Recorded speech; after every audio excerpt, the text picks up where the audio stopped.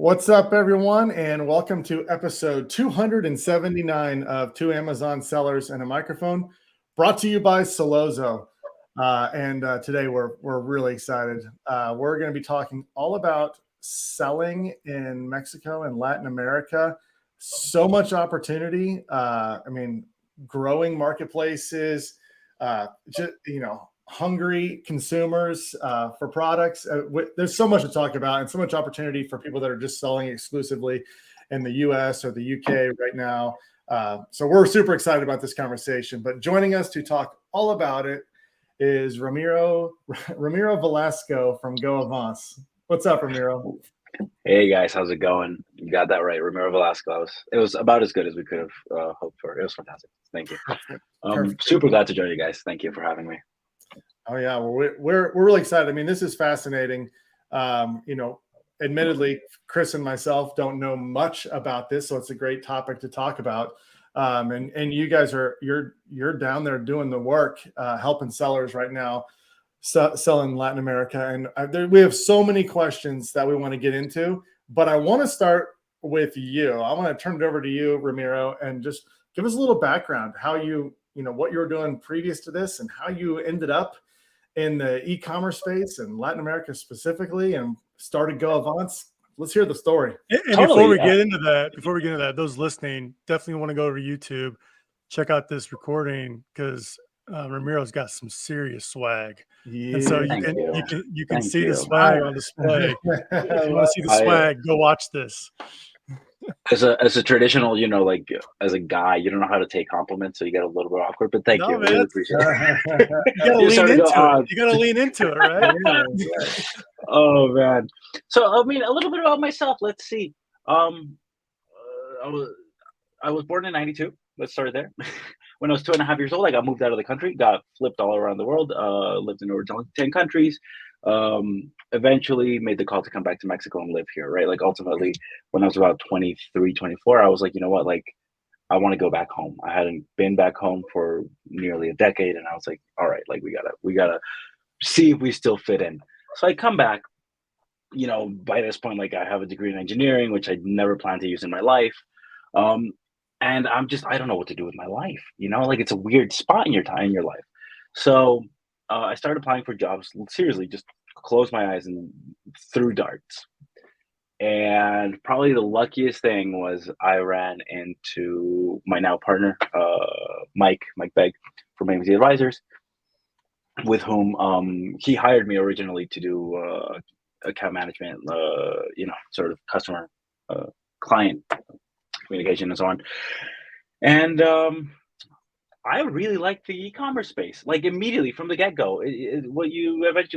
What it came down to is like you're consistently solving problems, right? And like the whole thing it's essentially every single day is your puzzle solving, and it's all I like doing. Like in my free time, like as soon as I get off work, I'm like playing chess. Like it's the same sort of thing. I'm bad at chess. No one ever tried to challenge me. I'm awful, but I play all the time.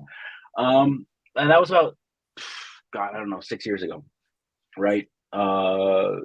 Get really good at growing accounts, get really good at, communicating to consumers sort of why you should buy our product and all these things, basically all the marketing stuff that we do on Amazon. And then the time came to do sort of the same thing in Mexico. We're like, hey, let's do an agency and let's start, helping sellers sell and so on. And just the market was too different. And we ran into so many roadblocks. Even just setting up legal entities, even things like, hey, we need a tax ID. Yeah, well, you actually need to know a guy. And it's like, I'm trying to give the government my money. Like, why do I need to know a guy? Right. So sort of went through like legal turmoil for like 6 months. And we're like, this doesn't, like, the market's not really there for an agency. It's not really what we want to be doing. And then we saw this huge niche and like, hey, the Mexican sellers that we're working with, because we did work with a couple, with the knowledge that we're bringing in, we're smashing the market. And we're smashing the market because the way we see it is Amazon Mexico and Amazon Latin America, essentially Amazon the US about 7 years ago, right? So if you're talking 2016, 2017, Amazon, what was it? It was, hey, you got to get your bullets right. You got to get your images right. There was less marketing and more sort of like systematized algorithm hacking. And we started doing like what we normally do, and we were crushing like results that we've never like they were just silly. So we're like, wait a second, and the marketplace is barren. So we're like, what if we help sellers get into Mexico? We use our knowledge to start crushing the market and basically lower those barriers to entry. And that's sort of how we landed at our like sort of what we're currently doing. It's literally just, and then from the other side of things, like as a Mexican, I'm tired of waiting 7 days to get my products if it's something that we don't have in Mexico, and like sort of the customer experience isn't great. So it seemed like just a no-brainer. Like we can actually just help bridge that gap and lower the barriers to entry as much as possible. And yeah, it's sort of my work story and my life story are very intertwined because I mean you guys know this. You're working 24/7, and it sort of feels like who are you? Oh, this is what I do, and it's like no, but who are you? Well, this is what I do. So I guess that's a little bit of background about myself, you know, in the e-commerce space.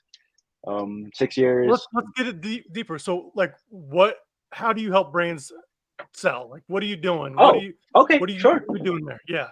Sure. All right. So a couple things. There's a bunch of ways to get into Mexico, right? If you want to do it natively, you need to.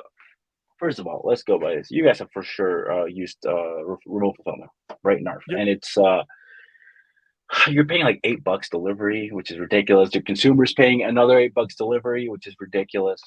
Like it's like, well, then why are you charging it for FBA, man? Like if if the consumer's paying for it. And then like half of your items you can't get in. You've got small and light. You got restricted products. Oh, it's a pet product. You can't do it. Um, and overall, like you have no real measurement of what the market wants, right? So it's like, all right. Oh, and if you try to do Mexican FBA, it's like, all right, I'll ship the products, get them into Mexico. I mean, I'm sure we've all tried this. So let me ship into FBA, and it goes, all right, what's your tax ID? You're like, bro, like, come on, like, give me just a break. So you got a couple options. You can do R. You can do native, which is getting a business entity, tax ID, setting up legal representative, and all these things. Or what we figured is we can actually do that for you. What we're doing is basically acting as the sellers of your product. We are the importers and legal owners of the product. We had to figure out a bunch of things like accounting, taxes, workarounds. Like there's like a whole framework that had to happen for us to be able to consistently and safely bring in a bunch of product, because ultimately when you're liable for, you know, tens of thousands of dollars of product, like you want to make sure you're doing things right.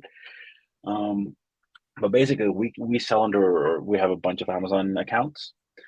We sell under these Amazon accounts when we have the whole framework to sell your product through us. And essentially our sort of commitment, whether it's a restricted product, non-restricted product, and so on, our commitment is that your workload should end the second the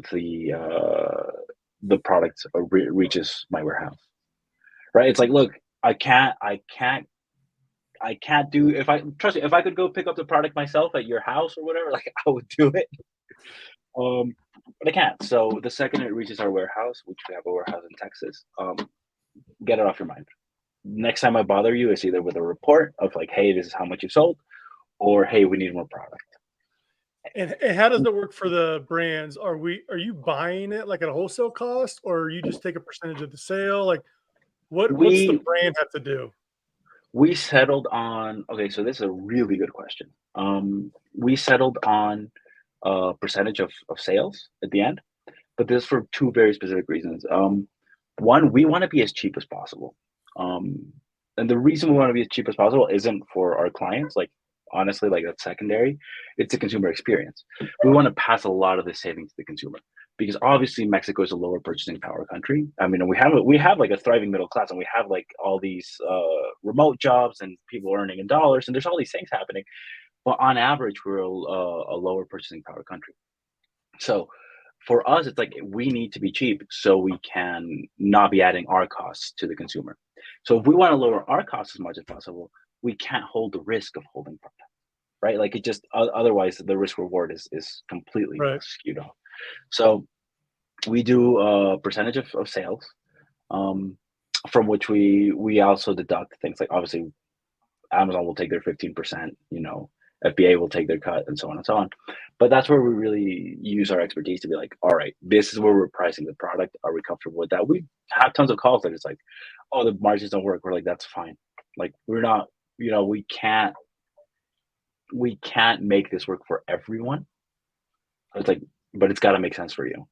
Because if it doesn't make sense for you, then all we're gonna have is angry phone calls every other weekend. I can't handle that. I don't like people being mean to me. So,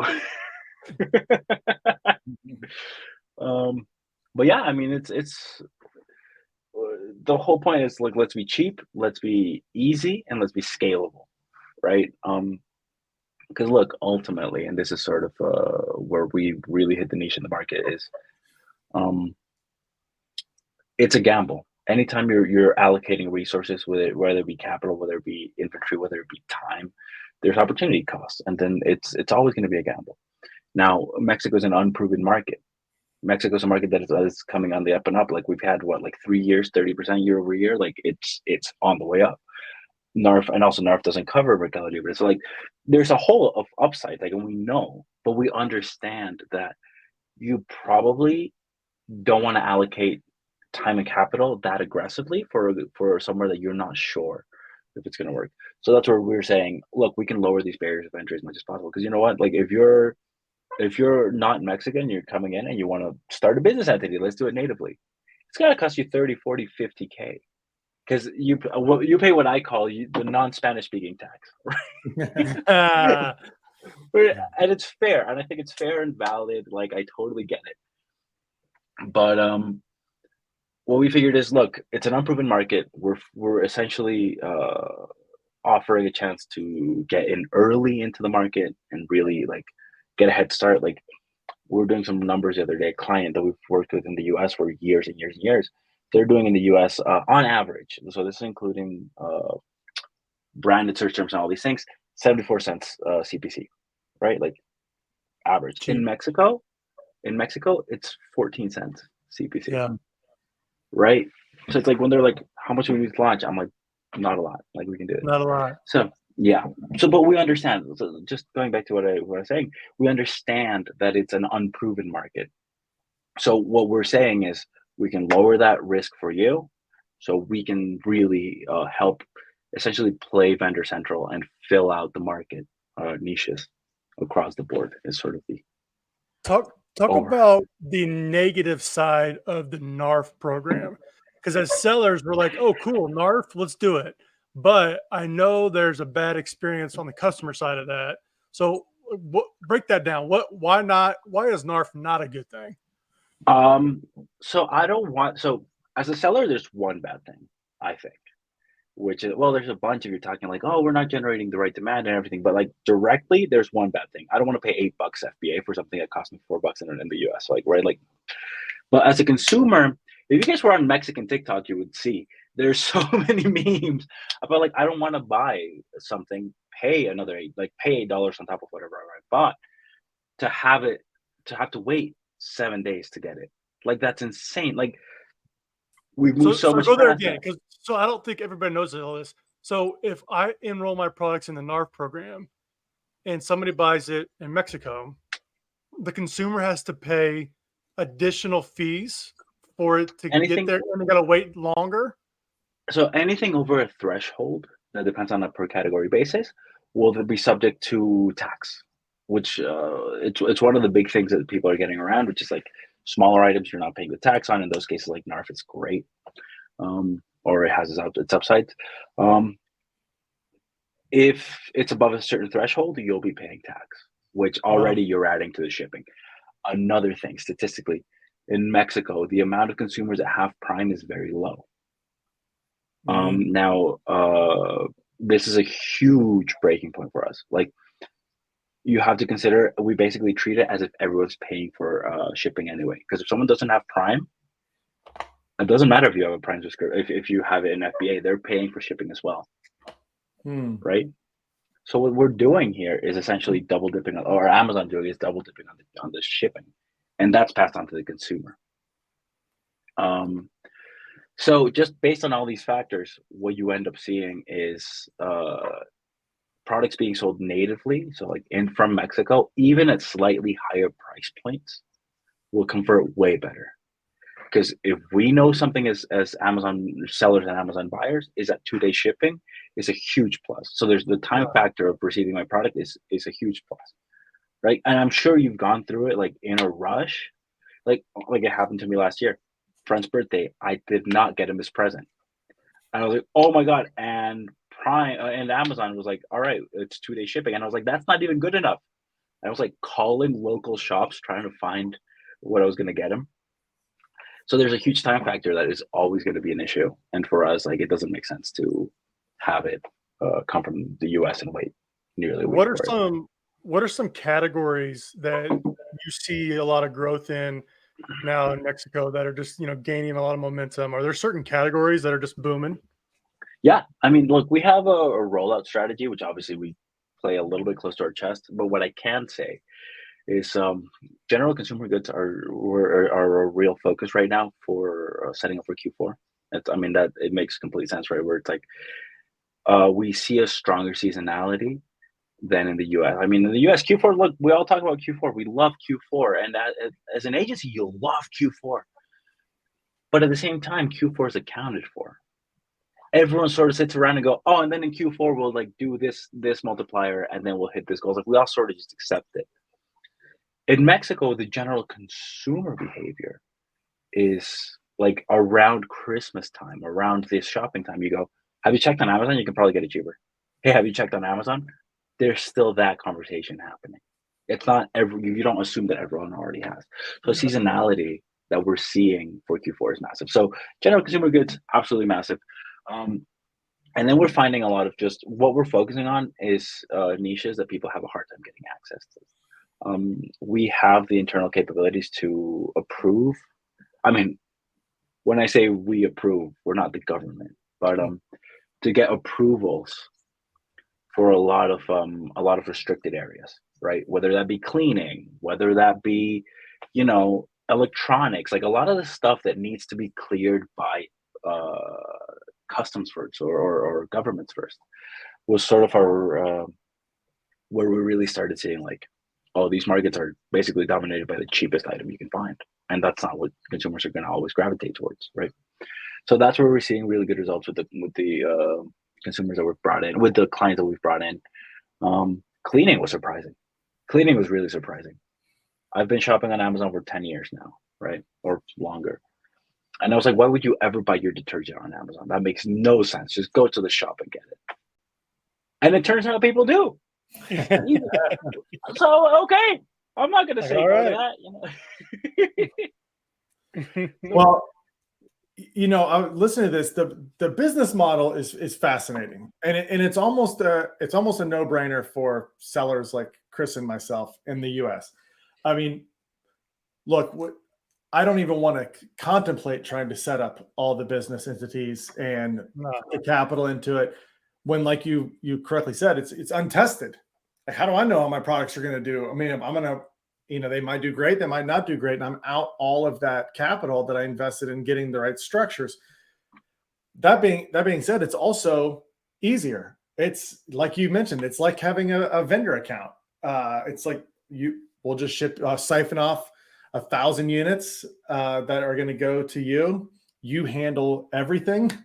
And the flexibility on growth is really easy there. We can keep adding products from our line to what you sell. So I'm fascinated by it because I think it makes perfect. Yeah, it makes perfect sense. And it's very intriguing. As for us in the United States, okay, if this is something that we're interested in doing, are there products that can't be sold in Mexico? What does it look like to get the products to you? Customs or whatever needs to be done. What's the challenges on our end, since you're solving the challenges on that end? That's such a good question. We unfortunately do have a bunch of calls where it's like, we actually can't run your product. We're sorry, but we do the legwork, right? Like again, like my mentality, look, I was an account manager for years. I know what it's like to have people be mad at me. So I'd rather do the legwork. And I'm also incredibly conflict averse, which is a whole different thing. Um, what we do is do the legwork to say, hold on, give me like a week. We're gonna run it by the experts and know if we can do your product or if we can't. Now we've slowly opened up a bunch of these stores where now we can do more and more as we get more permits for the company. Because obviously, the way it works in Mexico is you sort of the company has the permission or like the approval to handle certain products, right? So as we open up those more and more, we are reaching back out and say like, hey, we actually can do this now. So on that side, yes, but we also handle the whole thing. On the side like approvals, on the side like we actually do all of that. You need a Mexican tax ID to run through everything, and we have one. We have several actually. Surprise. So we actually we do all of the approval stuff. So on your end, it's mostly, hey, send me this documentation. A lot of the time, like FDA approved products are pretty much good to go. There's enough sort of crossover between. I mean, I think Mexico just surpassed China as the U.S.'s #1 trading partner, which is this happened about 2 or 3 weeks ago. So that will give you the scale of sort of how intertwined it is. So a lot of this we actually is it's not directly crossoverable, new word, but we actually get to say, hey, like here's the FDA papers, and they go, okay, cool. Let me just do. You're good to go. In some cases, it's like, bro, this is gonna take 8 months. Let's not even, it's gonna take 8 months and a couple $1,000. Let's it's not worth it for you right now. So the hassle we try to do as hassle free as possible.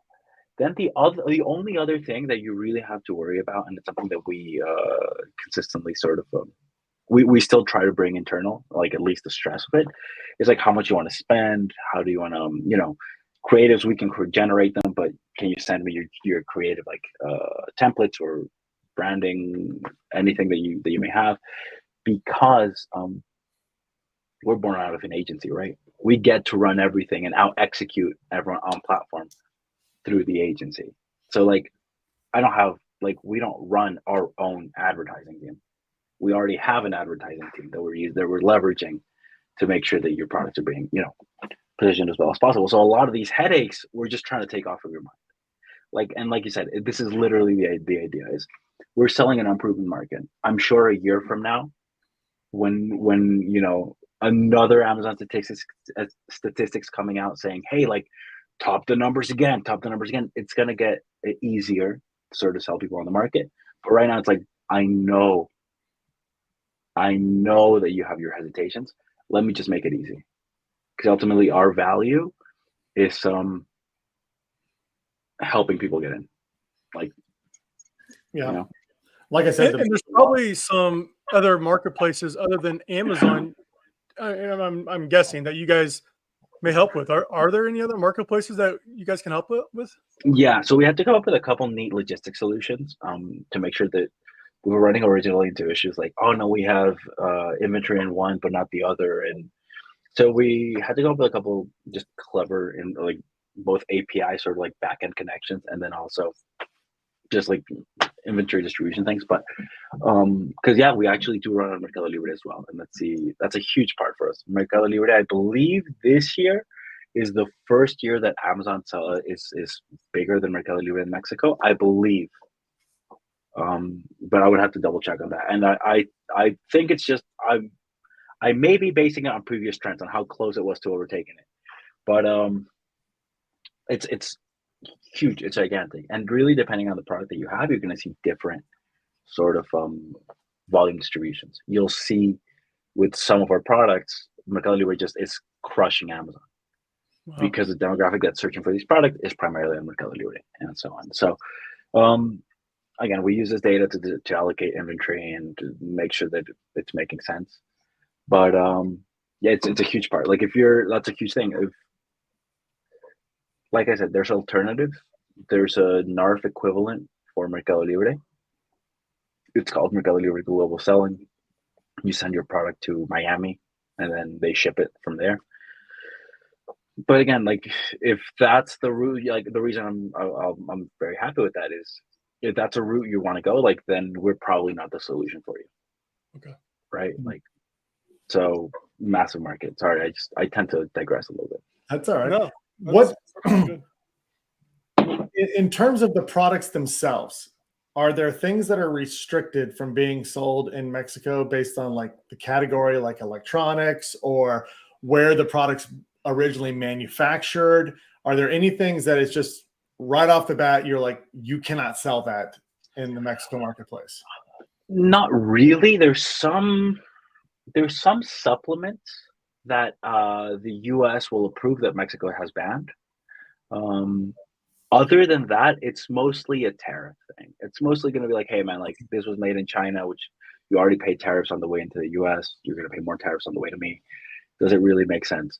We have clients that go, yes, it does make sense. Like, go ahead, let's, because next shipment, we'll just send it from China, and then we'll only pay the tariff once and so on. So as far as fully restricted products, not so much. It's mostly products that we can't make sense for you right now. It's the how we present it, Let's say I've been selling my product in the U.S. marketplace, whatever, 10 years. Very established listing, lots of reviews, doing great. If we partner with you, and now we want to get that product into the Mexico marketplace, just run through your account. Are you piggybacking off of that U.S. listing, or are you rewriting it in Spanish? Okay, so that's a couple of questions. One, we absolutely have to rewrite it. Amazon's translations are bad, and they're also not SEO optimized, right? Like, so we do have to rewrite it. We have the content team so that they do that. Images, it depends on the market and price point. What we find is some price points in some markets prefer English listings or English images. So we will leave those up. If not, then we will generate those as well. As far as the piggybacking of the actual listing, we generally try to. We want to hold on to those reviews, which is the number one reason. Unless, and this is something that we try not to do, but we've had problems with, let's say you have 4.5 stars in the US, but all the Mexican reviews are 1 star because whoever sold it before. I'll get to that in a second. If all the Mexican reviews are 1 star, then that's going to drop our conversion rate. So we're open to like generating new listings for them and so on. But that's something that we talk over with our clients, right? Because what happened, and this is what I was going to get into, for a long time is there's a lot of US products are findable in Mexico through dropshippers that are 3.5xing the price, and then just ordering from Amazon.com and paying that shipping and making up that difference. But there's no one going after them, right? Because US sellers can't protect their listing, right? And you can't go straight into Mexico. There's no solution for it. And that's what we really see as our primary competition, right? It's like, all right, look, first of all these guys that are reselling, let's get them out. Let's get them out, and let's give the consumer a fair, and let's get the consumer a fair price, man. Let's get the consumer a fair price. Like I said, our first priority is consumers, right? Like, but yeah, so. Oh, I lost my train of thought for a second. I got shaken like an Etch-a-Sketch for a second. We were talking about the listing. You'll redo the listings. You'll try to piggyback off the reviews unless there's low review count or bad review count on the Mexican side, or if there's been a lot of resellers. Exactly. So thank you. So the way to wrap that up is the resellers very often give consumers awful experiences, and that's where those 1-star reviews come from. Because the 1-star reviews very often, if you like Google Translate them, what they'll say is never arrived, arrived broken, package arrived open, because it went through customs and customs opened it to make sure you're not, doing dodgy things. So that's some of the times that we'll have to recreate the listings, but for the most part, we just do try to piggyback. Are there any? This is kind of tying in, Sally, but I've heard of like sourcing shows or sourcing um, conferences that take place either in Mexico City, I believe there's one. But how are those performing? Do you guys go to those at all, like to see brands and help them out, or what's that look like? We missed. So there's this really big one. I'm blanking on the name, but we missed this year. We went last year. This year we just have too many things cooking at once. They're great, honestly. Look, they're growing year over year. Like this is the third year I believe it's been done. They're fantastic. My personal experience, because I try to find sourcing for some of my clients. I was like, so I was there on a work capacity, but then like as with a booth and presenting, and then I was like, actually, I'm also going to take a walk around and try to find someone. What I found is they're great, but it felt more networking. We have some close like friends of ours. I can call them partners, but they're also close friends of ours that specialize in sourcing, and they have that business up and running with their own host of headaches. And they did really well at these conferences. So they go every year, and literally all of our booths we were like sort of sitting around, and they had a line around the block, of people going, hey, yes, this is actually what we're interested in. So there's a huge demand for sourcing. I have friends of mine that literally like we didn't meet in the e-commerce space, like my sister-in-law who works for a textile sourcing company now in Mexico, right? Wow. Where it's like, hey, we make these hats. Can we make it in Mexico? Sure. Let me find you the manufacturer. Let me send you a couple, and does that whole thing. And they also do the quality control and so on. It's a huge booming market, the sourcing. I think it is probably, if I had been a little smarter, I would have gotten into that first. And are you seeing the same as far as like private label brands and just regular people just starting to start their own FBA businesses? Is that a growing area as well? I love that question because you know what? I tried and I went out and I went knocking on doors. I wanted to do seriously, typical Amazon example. You know the essential oil burners where you put the candle underneath, ceramic ones? Yeah. I was like, That's it. I'm going after one of those. I'm going to launch one of those. There's a very like known place in like my city or city like adjacent to mine that does ceramics. And I went out and I went knocking on doors. Hello, I'm looking for manufacturers of this. Hello, like literally walked around an entire day. Couldn't find any. Couldn't find any. If anyone wants to be a billionaire right now, make an Alibaba for Mexico. And you know what? I'll be a consumer. But it's not easy because you got to go find sourcing agents. And that's sort of what like sourcing companies are doing right now, right? Yeah. Because you know what? I could never launch it. You know what would have been easier? Ordering from Alibaba. Getting it. And they're definitely making those. They're definitely manufacturing that stuff in Mexico. Like they sell it in Walmart now for 160 peso, $8. You're not bringing that in and going like you're getting that around the block. But how do you find these guys is the huge challenge in Mexican sourcing. Good opportunity. So huge opportunity. I mean, look, I'm a huge believer in Mexico, right? There's a reason I moved back here. Mostly, the people, the food, the whatever. I love my country. But over the past couple of years, what we've seen is peso getting super strong. Like, look, I make my money in dollars. I'm earning 15% less. Like it hurts, but it hurts good because it's good for everyone. We're seeing things like the Tesla factory being built in Mexico, right? Which is right. We're seeing remote work really taking over a lot of the Mexican sort of middle classes, finding these new jobs and generating that wealth. So literally what we're seeing is I think Mexico is poised for a gold rush over the next 10 years. And we're literally doing like a 1%, like we're doing like such a small slice of the pie of everything that needs to happen because we've seen this happen in the US, right? Like what was the US like 2013 to 2020 Amazon? It was So rich. insane. Crazy. And like, And competition's it's like, good. hey, Competition's good.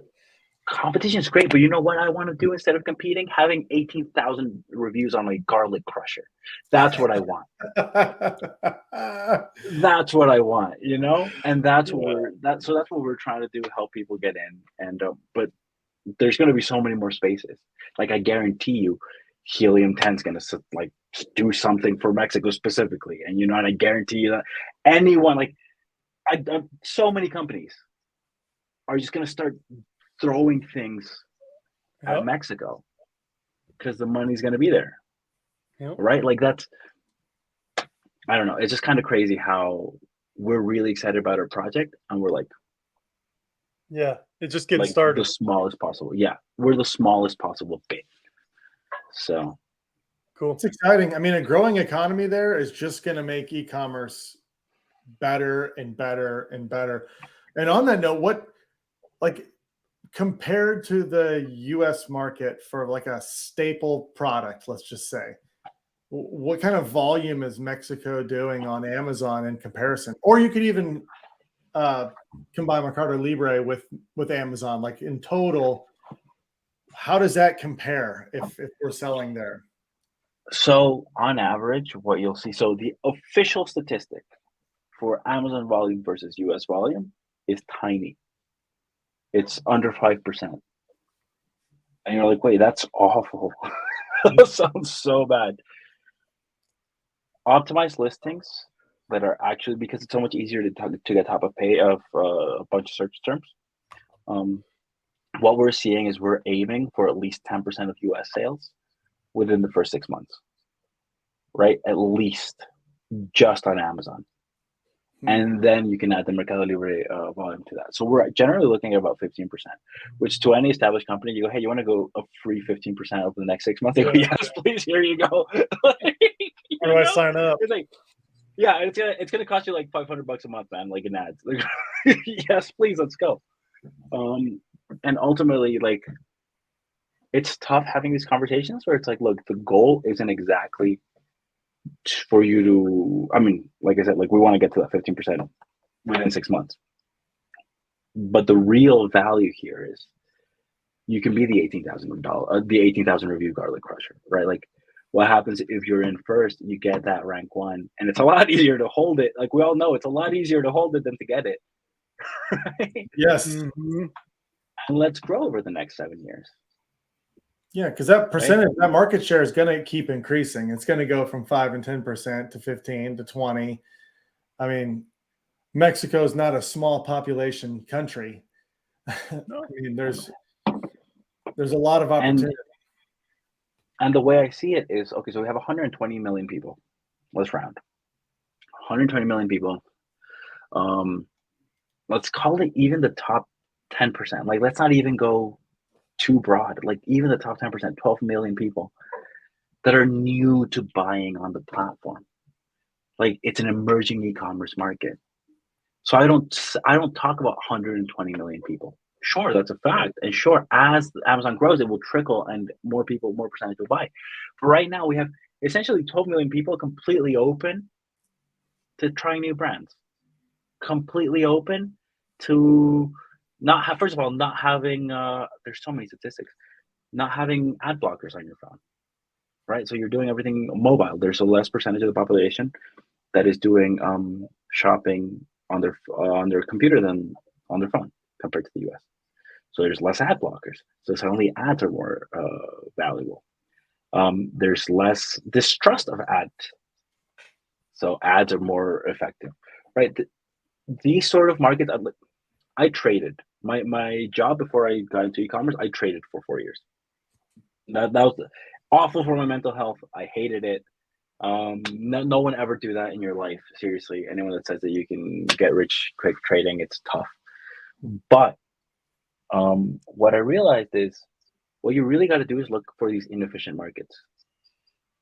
These markets where you're gonna have growing pains, you're gonna have just friction. You don't have all the tools or all the whatever, because that's where you can really like provide solutions and grow with the market.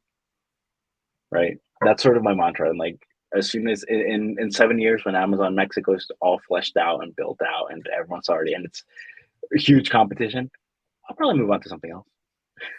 Right? Like, I'll probably find a different inefficient market to provide Something will solutions in. pop up.